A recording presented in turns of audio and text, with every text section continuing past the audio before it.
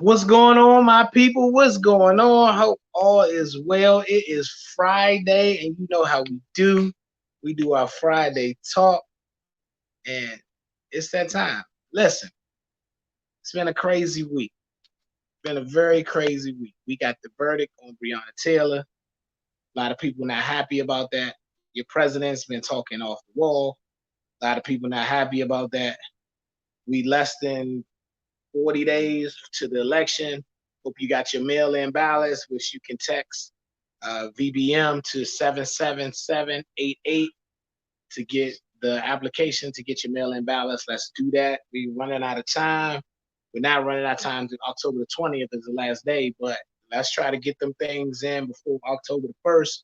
Get them to your house so you can mail it back before October 26th, which is early election, and we know early voting is October 26th to November the 2nd. So let's get those things in there. Let's get that popping. So I am ready to to get this conversation started. I had a couple guests that I wanted to bring on, but since everything had been pretty much crazy this week, and we got a lot of emotion about the black community and things that's going on.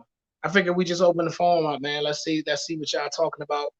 Let's welcome YouTube. We are now on YouTube. We're streaming to YouTube. So all the people that's following us on YouTube, thank you now. Appreciate you.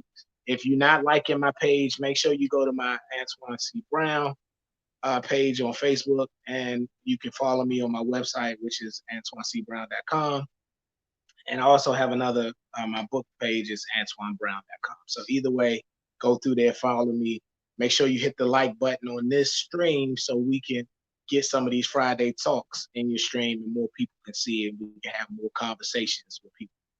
If you are joining us for the first time, my name is Antwan Brown, as you see on the Facebook page. I know we got it open to the public, so I am elected official Antwan Brown. That's my official Facebook page. So make sure you like that. So I am Antwan Brown. I'm an elected official to the Democratic Central Committee in Prince George's County, Maryland. I was elected in 2018. I am now the second vice chair of the Democratic Central Committee for these last two terms, and then we run again in 2022. So our job is to get out the vote, make sure you are equipped with all the things that you need to know about your democracy. Pretty much it's everything that you need to know about Democrats. It's coming up, election, all of the down ballot, not just the presidential, judges, your county council, your clerks, your delegates, anybody that's running school board, we get the information out. But this Friday night talk was for us as a community because we were going through some things for COVID, and we decided that, hey, we just needed to make sure we talk to one another. So this is my platform to be able to talk to you guys so you can share and get maybe some answers, because we bring guests on and all that good stuff. You get some answers for some of the things that you may need to be answered, or just to get it off your chest on how you feel about what's going on in the world, from sports to politics to family to whatever it is. So tonight I decided that I'm just going to open up the floor, and I am going to have a conversation to whoever needs to be talked to today. But before I do that, it seems like I have a special guest that I would love to bring on to chat with me today. And her name is Miss Nora Carmichael. And Miss Nora Carmichael is on the Democratic Central Committee, one of my favorite people in the world. And she, as beautiful as she can, she is now on. How you doing, Nora? I can't hear you, Nora. You got yourself muted? Probably. Can you hear There me you now? go. I can't hear you. You can? Yes. Good thing. Good thing. How are you, Nora? How are you today? I'm well. I am well. Just trying to take a deep breath and say, thank God it's Friday. Amen to that. So, Nora, Yeah. every Friday I had these talks, but you have to tell everybody how you know me, how you met me, and you gotta say good things about me. So the show's yours. Oh, okay. Okay. I think I can do that. All right. I think I can do that. That's not a problem. and we can get more people to join. Yes. Hey, Nicole. Well, go ahead. It's on you. Tell the people how you know me. Okay. I've been acquainted and I worked with Antwan with the Democratic Central Committee, the 26th District. Um, he was elected. Has it been 2 years now, Antwan? It's been Yeah, it's 2 years. been. Yeah, and I've been serving on the committee for probably the last 10 years on the committee. So we've, developed a really good relationship in the regards of supporting and serving our constituents in the community and making sure information is disseminated appropriately, and especially during this time with voting. I can't stress how important it is for people to get out and vote. This is going to be a really tough election year, a tough election in that all kinds of things can possibly go wrong with the election, and if we don't show in numbers, what else can we complain about? You're absolutely right. All right, we You we can't absolutely complain if we don't get out here and vote. And part of our job on the committee is to get people registered, enlighten people as to what the process is, what the purpose is of your vote, how important your vote is. A lot of people say, well, why should I vote? It's just one vote.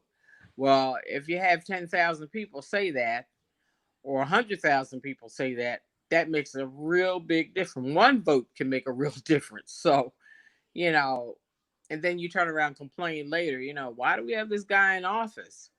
Um, because you didn't go out and vote, you know, and not only just our big general election, but even our local elections. They're so important because our local lawmakers are making decisions about our community, in aspects of education, healthcare, which is really, really my heart, the healthcare proponent of, you know, what goes on in our community. And if we're not out there, again, electing the appropriate people to run our community and manage the things that we need to have managed, then what can we complain about? You're absolutely right. Hey, Nora, I know it's been 2 years, and we got town hall coming up, which we're gonna have our senators and our delegates on. So if you have not signed up for that, that should be circulating within all the emails. I'll make sure I post it on my page so everybody can see it and sign up. It's a few spots left. We're gonna close it off at 300 people. So make sure you sign up for and all that good stuff. But since I got you and you did mention the healthcare piece, how are your clients and during COVID and anything you want to share on that piece while we talking? Yeah, COVID has really made a big difference in a lot of people's lives. Permanent differences, financial differences. We've had a lot of people that have died from COVID, or, have been really overwhelmed physically and psychologically because of the whole COVID uh, situation. But I can't stress to people any more than, you have to remember things like self-care, protecting yourself, social distancing, wearing face masks like you should when you're in public, and especially if you're in unfamiliar areas. That's real important. I'm a registered nurse and I still go out and I do consulting work. Sometimes I'm in environments that are very questionable, and it doesn't matter. I could be at the grocery store, or I could be in areas of the city that I know are high risk. I'm still going to protect myself, and I tell people to protect yourself, especially if you're elderly or you have a lot of risk factors: diabetes, high blood pressure, obesity, lung disease, asthma, things of that nature. It's real important because you are subject to being at risk for contracting the virus. And sometimes you don't even know you have it. You can be a carrier. You just don't know that you have this. And you may be totally asymptomatic, meaning you don't have symptoms, but you can spread it to someone else that their um, immune system is not what it should be to fight off any of these problems that COVID can carry. That's good to know, can say, because um I went out of town. I'm not going to say which state I went to, but I went out of town and I was a little nervous because they weren't doing the precautionary things that we're doing here in Right, Maryland. I was like, man, I can't. I gotta hurry up and get back to my room so I can just be away from this stuff. Just right, and everybody wearing their mask, and not even the social distancing part, just the wearing of the mask part. Like I was seeing people inside the stores wasn't, the cashiers wasn't wearing it. They had a glass, like, but it was like you still don't have any mask. Like, hey Terry, right, how are you today? So it was different from being up here and from everything being shut down, and our county executive doing a great job saying, hey, these stores you can't go in there, and I know we in phase 2, and we're trying to work our way to phase 3. But if we don't keep doing the things we're supposed to, I don't think we want to get right, right. Absolutely. And people just really take a lot of this lightly and take it for granted. Um, the schools are doing everything virtual, and that's a struggle for a lot of people, including myself. It's a struggle, it's a challenge, but I guess you have to look at what outweighs the other. Possible exposure, and not just your children being exposed, but again, they come home and again can expose grandma, grandpa, another relative again that has multiple comorbidities, and then you've got a problem. right. Right. You got a problem. And my mom stays with me, so I try to protect myself any way Right. possible, because I know she got all things, going on with her. But it's interesting. So how you feel about you been watching the news? All the time. All right, Terry, tell me what you got. What, All the what you want to time. talk about? We gonna Same talk stuff, about a Brianna? different day. You Huh? want to talk about Brianna, or you want to talk about your president? Huh. Well, you ask me, and I'll see how I can respond. Okay, okay. How do you feel about the Breonna Taylor verdict on the police officers? Oh, What's your I don't agree with that at all. I don't agree with that. And hopefully you'll have a lot of people looking. I mean, you see the protests that are going on, and unfortunately, the protests are, just becoming more and more volatile. But I think somebody should be held accountable for what has gone on in this situation. Those officers should be held accountable. I mean, it was completely overlooked, and the focus was somewhere else different for the one officer that was indicted. right? Totally It's nothing regarding Brianna. yeah, it's unfortunate, and Yeah.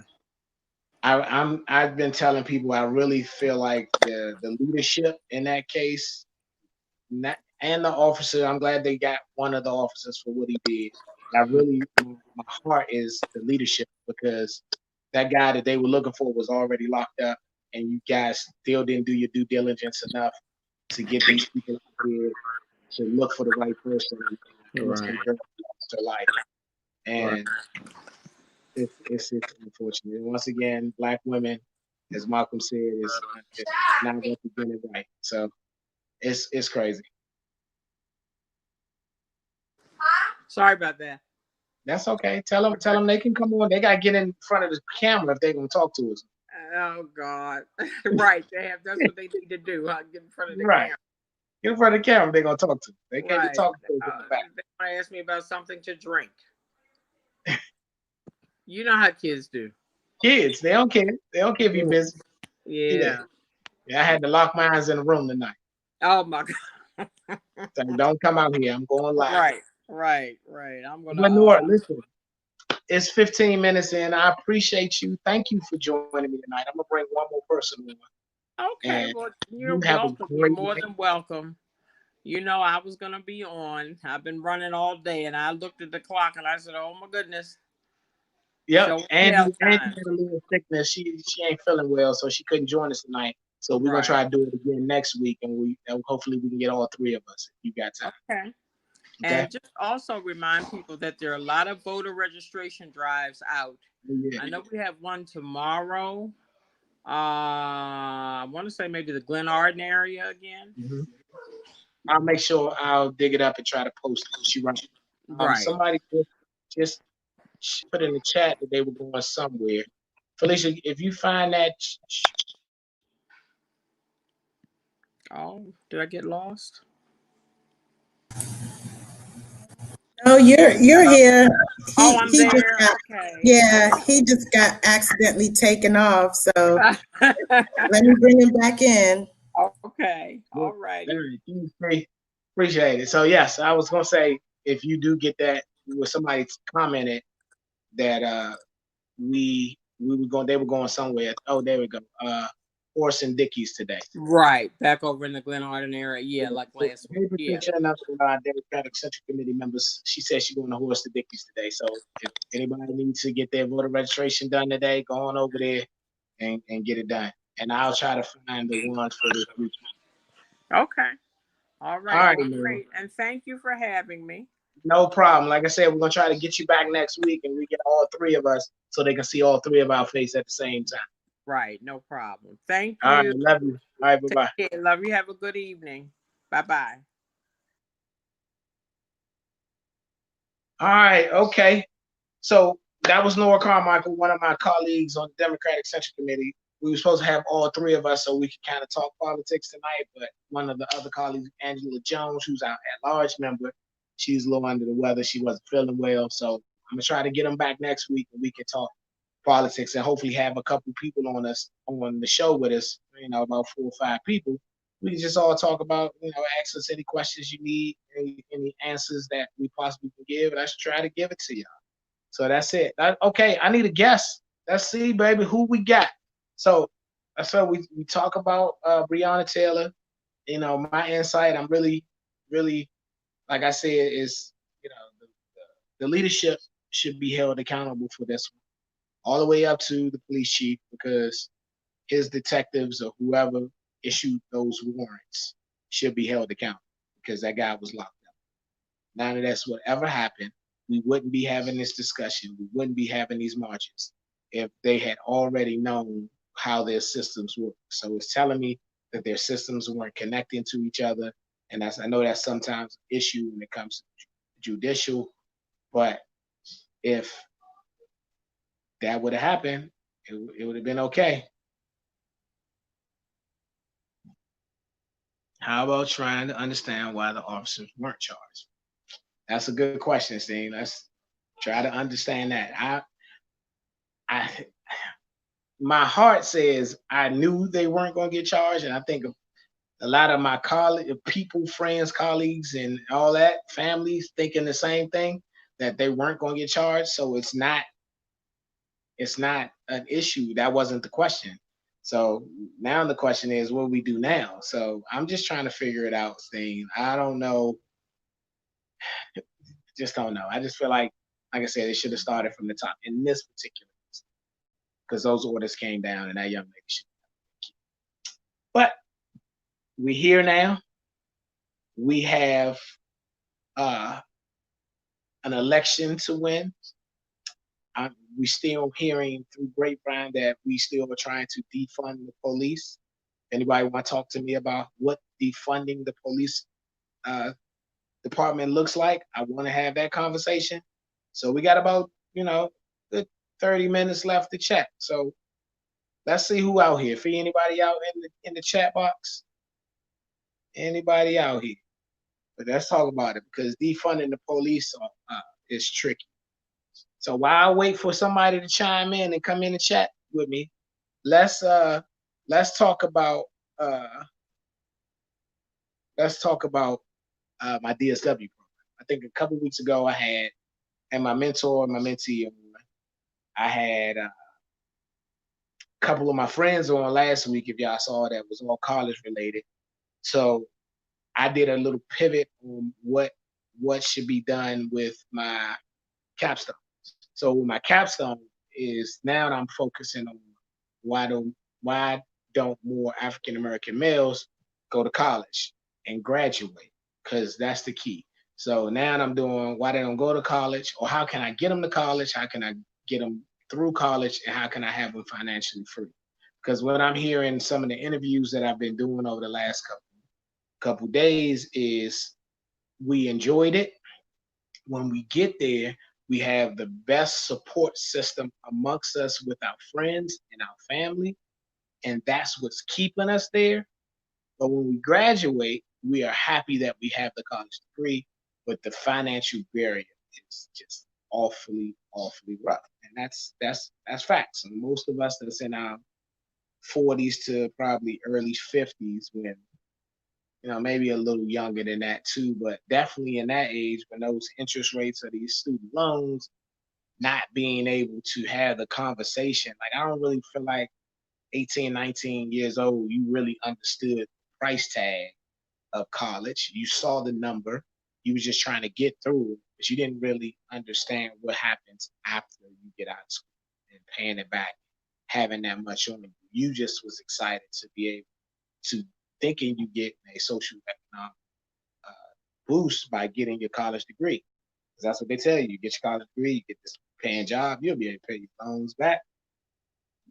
It just don't seem to work out according to what the books say, or even if that's for us as people of color, does it work like that? Because systemic racism is real, right? So I'm digging into all these issues, and I have to defend this thing in less than 7, 8 weeks, and I am stressing. Like, whew. As much as I'm digging into it, I still got student loans. I still have a family. I still got things going on. But I really feel like if I can get the answers to this and start something that's manageable and measurable, we can figure out how how how to make people get college degrees and make them relevant when you leave school, and then get the job and work in or start the business and be able to gain the education, because college really is the experience of, and how you going to do anything.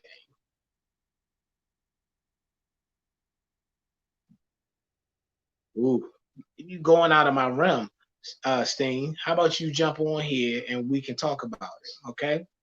Felicia, send Mr. Steen the link and see if he jumps on. But that is a good plan, because that 529 plan for saving for college and being able to free, and that's one of the things that we hear on the TV, and I don't know if our parents really took advantage of it, and I know our counterparts take advantage of things like that, saying like, well, you get that college savings plan, be good.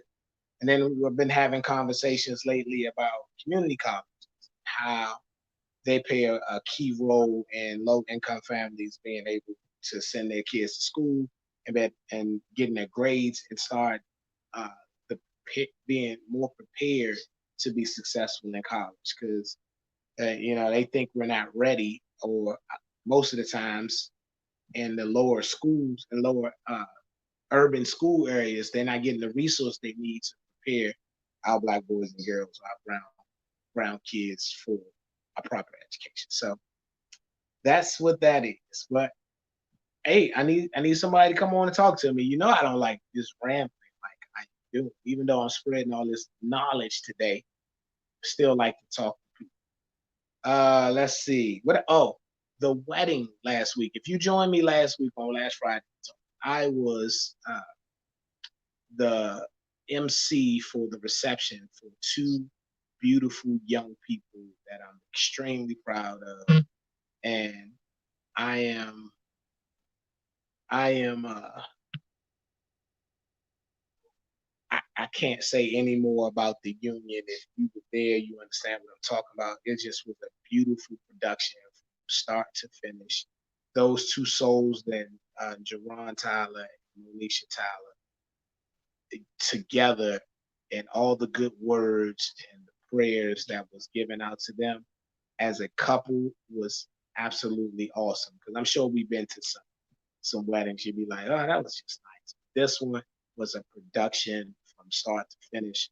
All of the food was on point, by the way, y'all. Good job on that. Just the love from the black males. Jerron's crew, which shout out to your boys, man. I don't know if it was by design, just who you guys were, but all of them show a hope and a faith of how all young black men should be. They were proud of a union. They respected all women.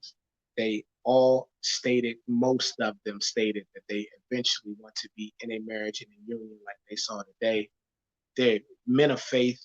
You know, it was one moment in the wedding where they all put each other's hand and try to bring a whole line of prayer from men all the way up to the to the groom, which is Jerome. And it was just like, that's what I'm talking about. It was a link of brothers saying, hey, we here for you in your union to protect you as you protect her. And it was one of the most awesome things that I've seen in a long time when it came to black men. Because, you know, especially we talk a lot about how young men or younger men, because they're probably late 20s, pushing 30, maybe 30-ish, but they're not old, like, to see it up front. It had me, man, check myself for a second. Let me call my boys up and make sure, you know, we're iron sharpening irons, making sure we still talking and make sure we still, you know, faith based in the things that we do. But it was just it was an awesome sight, and I'm gonna give kudos to those guys. And the whole wedding party was just fabulous. They were beautiful and everything. We had a great time at the reception. We kept it live, kept it going. Jerron and Monisha did a wardrobe change halfway through it. It was just an overall beautiful thing. And I'm proud to say I was a small part of making that union come together on that day. So I appreciate them. I love them. They know that. Thank you for letting me and Felicia be a part of it. We appreciate it. So, Fee, anybody jumping on? Just send somebody some links, Fee. Let's just get them. They ain't trying to jump on here having me talk about all things. I got class tonight, y'all. So I'm gonna take y'all to class if anybody gonna come on and talk to me. I'll take y'all to class, and then I'm gonna do that. Dang it, I had something else on my mind. So we talked about Brianna. I'm fighting talking about Donald Trump. Like I wanted somebody else to talk about it, so I'm gonna leave him alone because the point of all this talk is that Donald Trump is every time he says something and he shows he shows another side or a different piece of himself or the people he represents. And if you listen, I don't feel like he represents me, and I'm sure you don't feel like he represents you. But if you do, I would love to talk to you about that too. Thank you, Simone.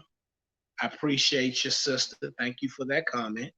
So um, I'm just excited to have the opportunity to use my voting power to attempt to replace him with uh, Biden and Harris. And I'm extremely excited to be able to vote for history again. And I know we don't look at it as history, but I know she's the second female vice president on it ever. So especially as a black woman, like I just want her to be in the office. Like I know Joe, I know you there, but Joe and her together, it just seems like okay, it's an empathy.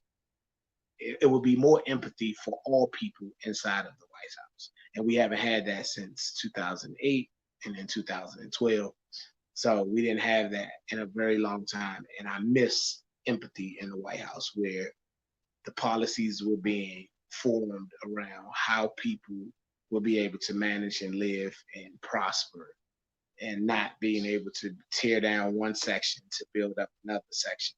Because granted, history shows this is how America has been built over the years. We've been always on the back of other people and keeping them low so one section of the world can be high. But it just felt so good for 8 years to just, feel like you was a part of the running of the country, right? Regardless of how your views were, if it was doing it right or wrong, you still felt like everybody felt like they were a part of it. They had a say. And right now, I don't think that's being done or said or emulated inside the White House. Overstepping boundaries, breaking the law, some of the simplest laws.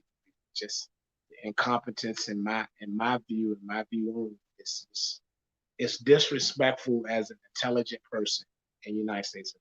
It's just disrespectful that you think that you can say one thing, do one thing, not supposed to ride with just because you're the president.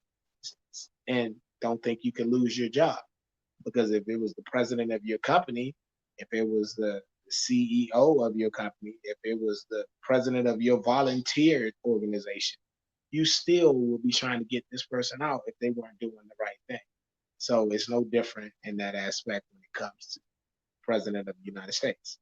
So everybody, once again, I always say the mail-in ballot for my Prince Georgians, BBM 7778, and then text BBM to that number and get your request for your mail-in ballot. It starts there.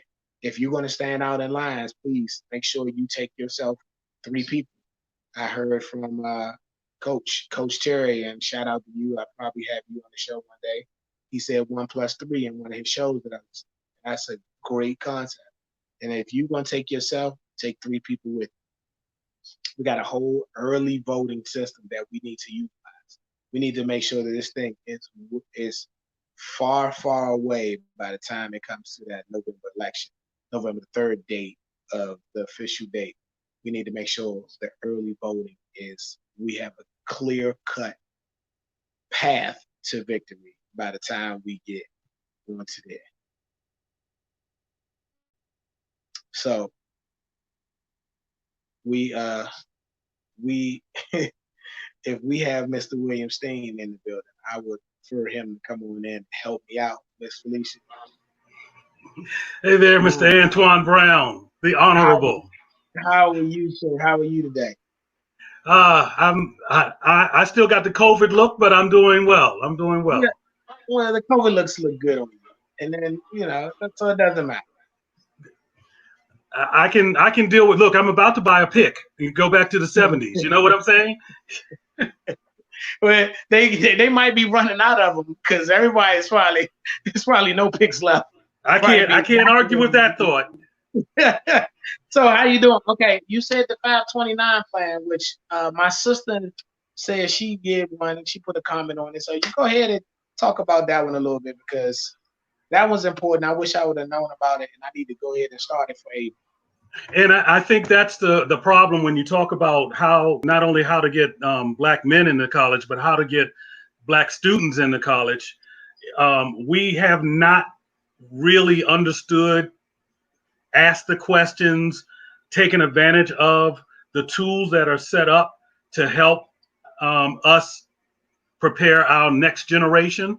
And the good thing about the 529 plan is that it allows you to save for college for your child.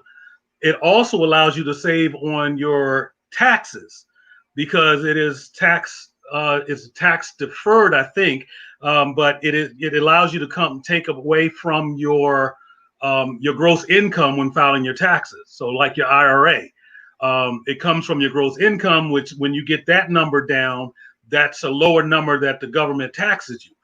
So here, instead of putting it into a regular savings account, you put it into a government-backed 529.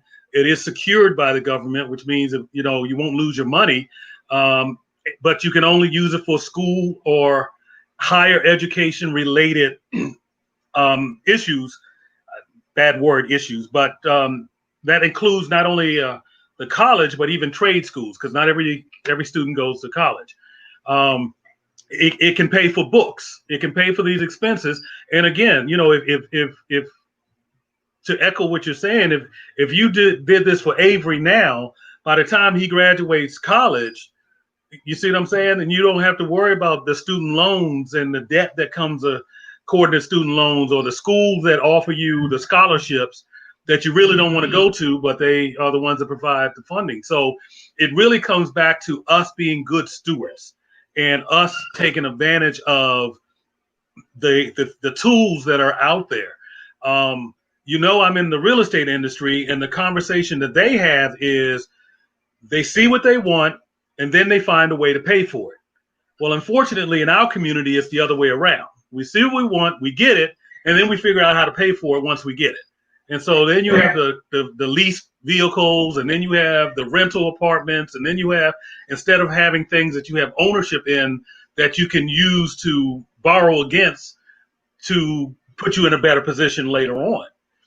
And so what they do in the real estate industry is they know they have children, they will go and buy a rental property. So this property, the income from this property goes into an account, and they hold on to the property until the child is ready for college, and then they sell the property, and then they have the amount of money to pay for the entire debt. So they have they have no debt. They bought this just for the purpose of their child, and that's how they stay out of debt, and that's how we continue to get in debt. So okay. So I'm working with, since we talking about it, I'm attempting to work with a population that is not gonna go out here and buy no house. Most of them gonna be on welfare, they're gonna be on Section 8, they're gonna be on that. So that don't know about a 529 plan. So I was, in my mind, this is some type of legislation or policy where some of the money that they're receiving, or a percentage of the money they're receiving, should already go there. So if they're getting a check from the government, and if they know they're getting $200, 5% of that 200 is going to automatically go for that child into a 529 plan, and be prepared to go to college until you get off of whatever, just to start setting them up. Like, some of these things sound common sense to me to do, to try to prepare people that don't have the funds to do it to start doing it in a way.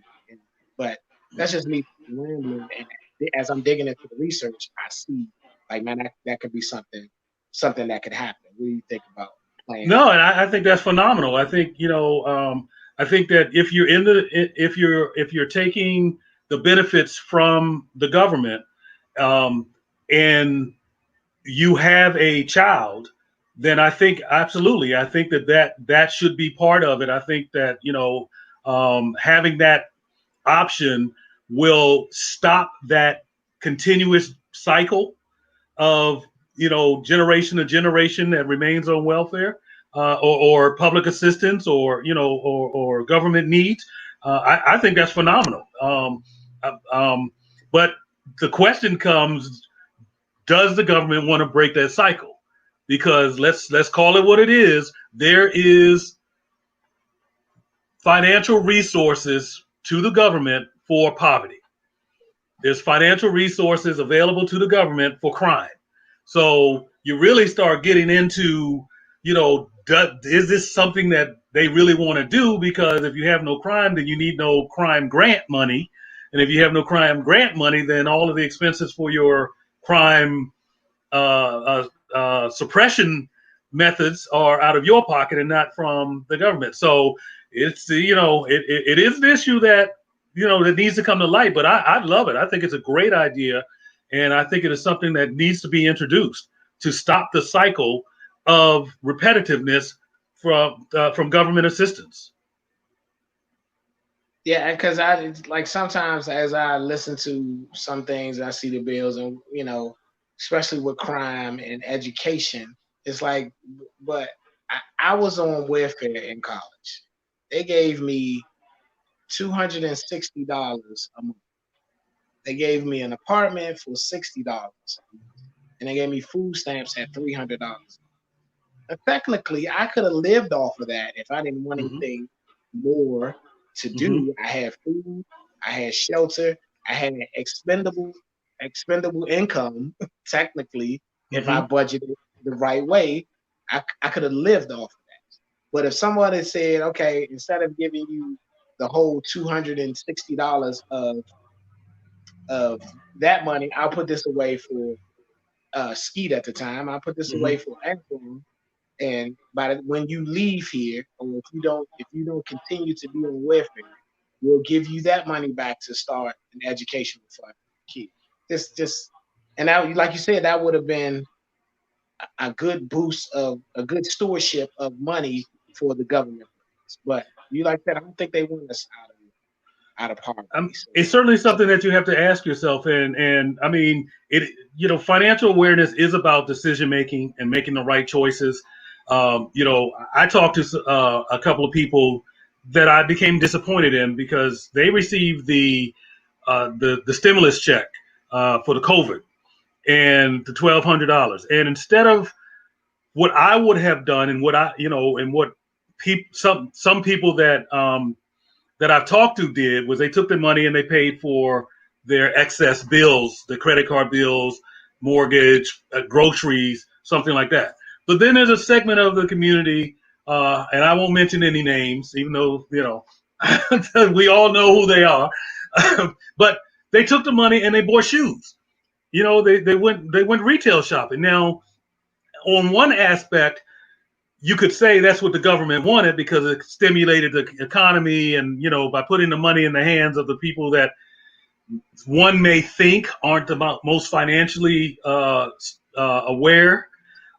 That's typically what they do when they get money. They go spend it.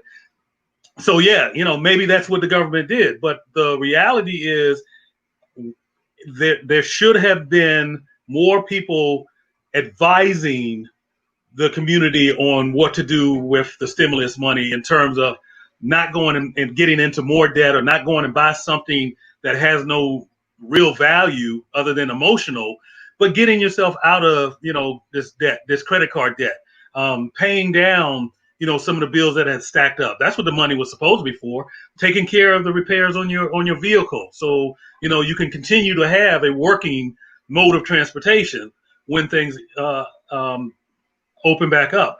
I went to a seminar, and they'll probably get on me for sharing all the top secret information. But I went to a seminar, again, real estate professionals, and they were telling us the strategy of paying your child while they're in school. So if you were, for instance, you mentioned that what you had while you were in college with Ski and what you were getting from the government. Well, had I known this strategy that I know now, what I could have done is I could have hired you as a consultant to my business, social media consultant, research assistant, or whatever. I could have paid you in a salary, let's say under the $12,000. That's that requires you to start paying taxes. So I could have paid you $11,000. I could have provided you with a laptop, a Wi-Fi card, a desktop computer back in that day, Mr. Brown. But I could have provided with all of the things that you could have used for school, but you could have also used for my business, and it would have cost you absolutely nothing. I could have written it off as a business owner because you are now an employee. You wouldn't have to worry about paying taxes because I'm paying you under the $12,000 threshold. And that's how that community continues to build their wealth. They had they introduced, and not to take up all your time, and certainly I know that, but anytime knowledge comes, they introduced that. Now listen to this. They had a person that came in that talked about paying his 6-month old. Paying his 6-month old. Now, of course, you and me will sit here and like, what? You talk about child labor laws, you talk about this, that, and the other, and what in the world can a 6-month-year-old do? So this business owner opened up an LLC, in the name of his child. The custodian of the LLC was the wife, the mother, and they paid the 6-month-old or the LLC a contractual salary for employee motivation. Because when you bring a 6-month-old into the office, guess what you do to the office? You change the entire environment. And so once a month, they wrote a contract, signed a contract, they paid the money into the LLC, they opened up a retirement account for the child. Again, we're talking about 6-month-old. And now when the 6-month-old needs diapers or needs baby food, guess where it comes from? Doesn't come from the mother. It comes from the 6-month-old because he has his own. He has his own account. 100% legal. It is just a way that they understand the system that we don't. Right. And they'll probably kick me out of the group for sharing this. They're gonna have to find my live. If they find my live and kick you out, then we're gonna have to start our own group. Because that means we got to keep sharing. Because they found us, but absolutely. As knowledgeable rappers, yeah, you're right, Fee. Thank you. So we one thing that you said that has been crossing my mind when we come to that is I was reading one article and one guy was like we in a high school they were getting financial literacy. They was getting financial literacy education K through 12. Well, 9 through 12 in his case. Do you think financial literacy should be taught earlier than K through 12, or should it be in school system? So, in all honesty, financial literacy should be taught at home. I mean, you can't leave it up to other professionals to teach your child things that you should be sharing. However, I will say, and I believe it was on the federal level. No, it was on the state level, that they are talking about bringing financial literacy back to the high school. I will tell you, in Prince George's County, they do have the Financial Park. That is a nonprofit organization connected to the school board where they take the middle and high schoolers through a course.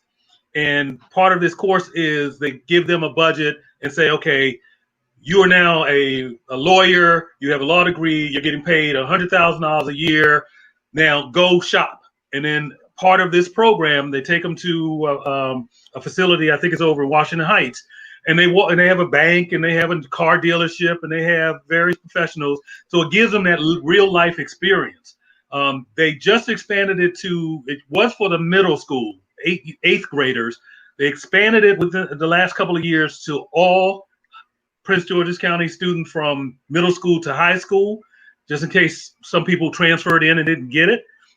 That's definitely something that needs to be done, but that is a small segment of a larger class. What you're talking about is its own class. And yes, I think it should be in there because, real estate investing needs to be talked about. Stocks need to be talking about. Why am I fighting you over Nike when I can actually own Nike company and, for less than it costs to buy the shoe? I can own a share in Nike company. And so now you step on my shoe. Hey, that's fine. Let me go buy another pair of shoes. And then I've increased myself twice. I'm marketing for my company, and I just made my stocks go up because of the net income. So is that the same company that's over by FedEx Field? Yes. That's the same one. So yes. I did take that. That's the one I volunteered at that time. Yes. Which was awesome. Where that's it. The kids going in there, and then the fact that I'll make sure I find it and post it somewhere so you can go volunteer over there. Because JA Financial Park, Felicia, if you are listening, JA Financial Park. JA Financial Park. So what I learned some things for myself as an adult going through there with the kids, because when you do it with kids, they see things. They open up your eyes to little things to get it. So they're looking at me to give them advice. And one of the things they wanted the volunteers to do is don't tell them anything. Let them kind of figure it out and work through that process and see. But if they ask you a question, kind of ask them another open-ended question where it's kind of challenging why you chose to do that versus this. and it was eye opening. Like I said, for me, being an adult, even though I knew most of the things going through, I knew the right to wrong, and I knew the right decision, even if I didn't make the right decision, going through that process, I still knew that if I'd have chose this way versus that way, and I guess Yeah, that's it's almost like, teach a man a fish yeah, or give him a fish, and that's what they really focus on. They focus on teaching, and there've been a lot of reports that have come back where the middle schoolers came out and said, "I'm not going to have children until I'm 50," because their scenario had a child, and they realized that their income that was significantly reduced because they had to buy baby food and daycare and stuff like that. So it really put them in that light without them actually being in that light realistically through a realistic situation. So yeah, it's an awesome program, and yes, they're always looking for volunteers because they are again, they have various entities set up shopping centers, banks, used car dealers, babysitters. So they have all of these. They need volunteers to run each one of these stations, like as you know, so that they can interact with the students and make it really seem realistic and not just a game. they need to they And I need to see the do. website is on your site Yeah, now. I was gonna say Felicia found it because she's awesome. They need to do this for a whole the college experience and student loan process. Like, let me know what I'm going through, let you see the ups and downs of it. But once student loans hit, you do it for 4 years, which another statistic came through that we pay higher because we're us as a community and a race is unprepared for college, where it takes Hmm. us 5, 6 years. So that's 2 more years of interest versus our counterparts who are getting out in 3.5, 4. And even if they had student loans, it's not as much interest as we pay because we stay in school, which was a fascinating fact. It was like, I didn't think about that. And I stayed in school 4.5 years, 5, and I had to pay a whole year of interest on another year of college. It was Yeah, that's a whole nother. I'm gonna be not politically correct making this statement, but that's. I think somebody needs to file a class action lawsuit because it appears that the students that have extra time are predominantly minority. They get to their senior year, and for somehow the guidance counselor, career counselor, overlooked this class that was mandated that you needed. So you had to do, a minimum of one extra semester. And I would not be, I'm not a conspiracy theorist, but I would not be surprised if there wasn't a mechanism to help keep, a community subsidized through their life through this process. Again, I'm not I gonna go wasn't there because that's gonna open up a whole right. nother door. So I If I wasn't can old enough. strategically cause you to pay more by mandating an either extra semester or extra year, then that's beneficial to the college. They can't Yeah, have all the students leaving in 4 years. They got bills to pay too. you're right. So I wasn't old enough to realize that, man, college used to be public, like it was government and everybody could go, and it used Right. to be easy and maintained to do it. And I was like, what? That's what? That used to be a government issue thing. You were entitled to go. Right. You didn't have to pay for it. That And in well, some places, I think it still is. I think North Carolina, if I remember correctly, or Georgia, I think it's North Carolina, that if you're a North Carolina citizen resident, then the college, there is no cost. I know Governor Hogan had talked about that with the community colleges if you are a state resident.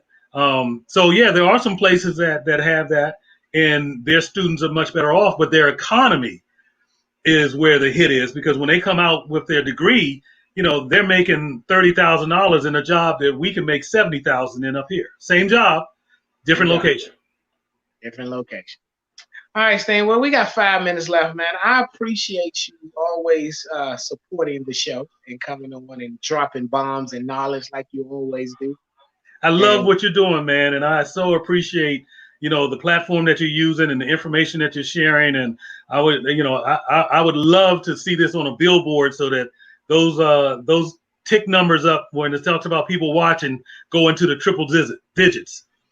Well, I can't wait till that happens too. So Well, let me start talking about the police department. You'll get you will get those numbers. Might not be you for know, the right reason, but anyway. I didn't ask you about Breonna Taylor tonight. I noticed. Okay, I noticed. Good move on your side. We don't have enough time for that in the SRO program, in the Black Lives Matter. We don't have enough time for defund the police and you remember the movie Purge? Just think about that. That's what's coming up. I had that conversation with somebody. I was like, we ticking towards the purge. Yep.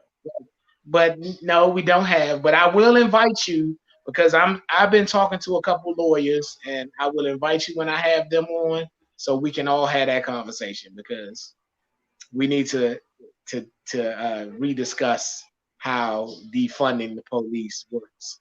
Before you go, I'm might as well keep you until the last one. We're not gonna, but the defunding the police, and I don't think people realize that if you do that, we destroy three systems. We take out the courts and the judges and the lawyers. That's just we don't need them anymore if we defund the police, right? Because we don't need judges and lawyers anymore. We don't need the laws that make the laws. So we talking about politicians and the Constitution, and we don't need that no more because we starting at this level and then it started raising up because it's going to be a whole bunch of systems destroyed and then what they look like on the rebuild. So here, let me jot this in real quick, not to take over your show, but here's the problem with the messaging.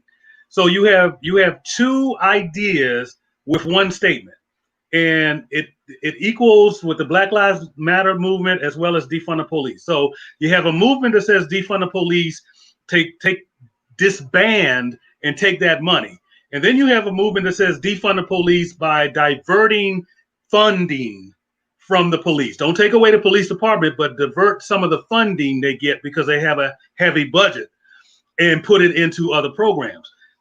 Those two are separate, but they're all under the same title. You have the Black Lives Matter movement organization, and then you have the statement Black Lives Matter.